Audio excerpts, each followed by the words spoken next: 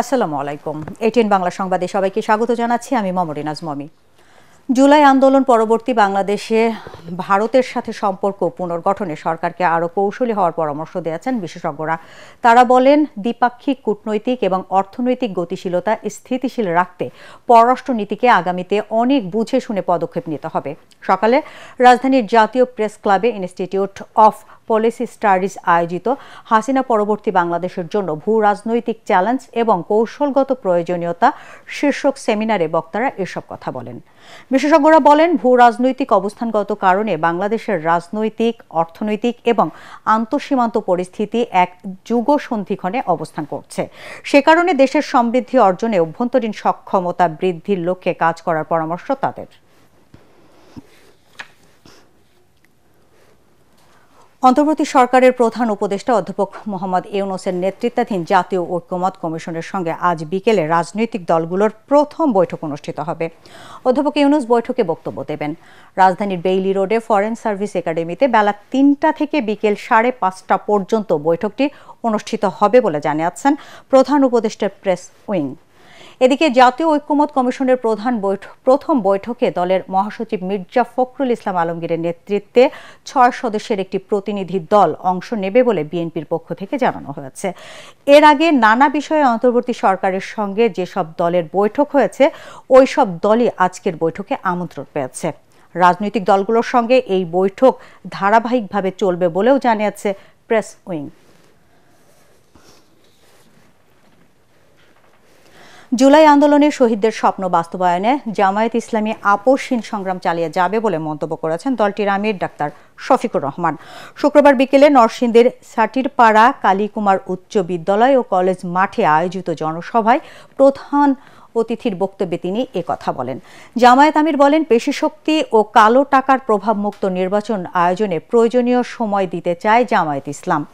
জামায়াতের নরসিংদী শাখার আমির মাওলানা মোসলেম উদ্দিনের সভাপতিত্বে জনসভায় বিশেষ অতিথির বক্তব্য রাখেন কেন্দ্রীয় কমিটির সহকারী সরকারি জেনারেল মাওলানা রফিকুল ইসলাম খান সহ অন্যান্যরা। আমরা একটা বৈষম্যহীন, দুর্নীতিমুক্ত, দুঃশাসনমুক্ত মানবিক বাংলাদেশ করতে চাই। যে বাংলাদেশে প্রত্যেকটা মানুষকে সম্মান করে, নারী পুরুষ নির্বিশেষে, ঘরে বাইরে কর্মস্থলে সকল জায়গায় নিরাপত্তা এবং মর্যাদার সাথে তার দায়িত্ব পালন করে গর্বিত একজন নাগরিক হিসেবে পরিচয় দেবে। ধর্ম নির্বিশেষে সমস্ত মানুষ তার ধর্ম পালন করবে, কিন্তু তার জন্য কেউ হস্তক্ষেপ করা সাহস করবে। রাজনৈতিক অস্থিরতা ও আইন শৃঙ্খলা পরিস্থিতির অবনতির কারণে সবচেয়ে বেশি ক্ষতিগ্রস্ত হচ্ছে ক্ষুদ্র শিল্প ও অতি ক্ষুদ্র ব্যবসা।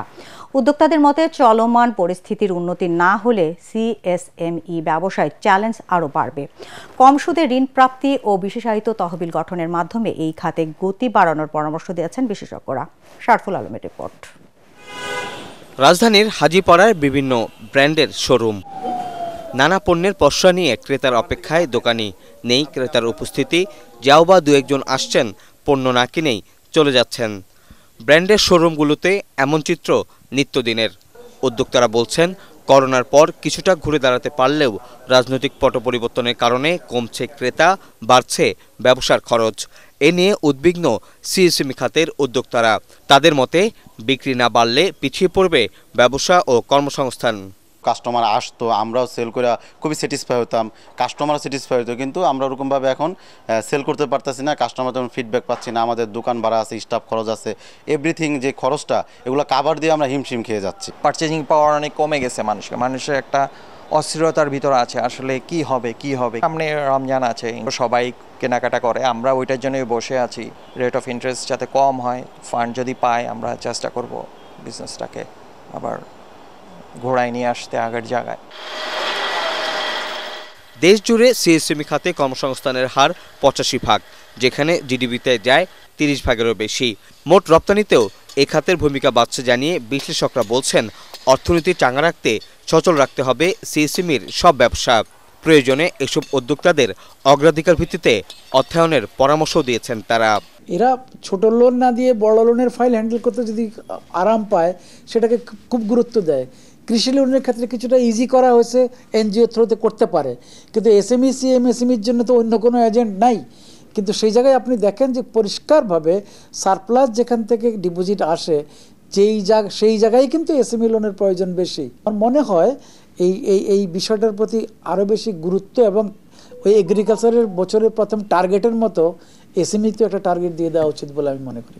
রমজানে সিএসএমইর ব্যবসায় বিক্রি বাড়বে জানিয়ে আইনশৃঙ্খলা পরিস্থিতির উন্নয়ন ও রাজনৈতিক স্থিতিশীলতা নিয়ন্ত্রণে সরকারের সহযোগিতা চান ব্যবসায়ীরা, নইলে ব্যবসা গুটিয়ে নিতে পারেন অনেকেই, এমন আশঙ্কাও করেছেন কেউ কেউ। শরফুল আলম, এটিএন বাংলা, ঢাকা।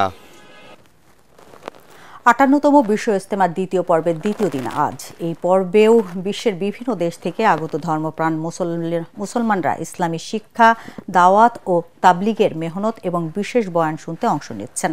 এ পর্যন্ত ৪৯ দেশের প্রায় ১৫০০ বিদেশি মেহমান এসেছে বলে গণমাধ্যমে জানিয়েছেন মাওলানা সাদ অনুসারী তাবলিগ জামায়াতের মিডিয়া সমন্বয়ক মোহাম্মদ সাইম। আজ বাদ আসর অনুষ্ঠিত হবে যৌতুকবিহীন বিয়ে।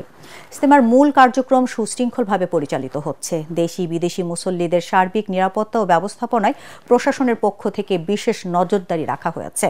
ইজতেমার প্রথম দিনটি শবে বরাত হওয়ায় রাতভর ইবাদত বন্দেগিতে মশগুল ছিলেন টঙ্গীর তুরাগ তীরে আসা ধর্মপ্রাণ মুসল্লিরা।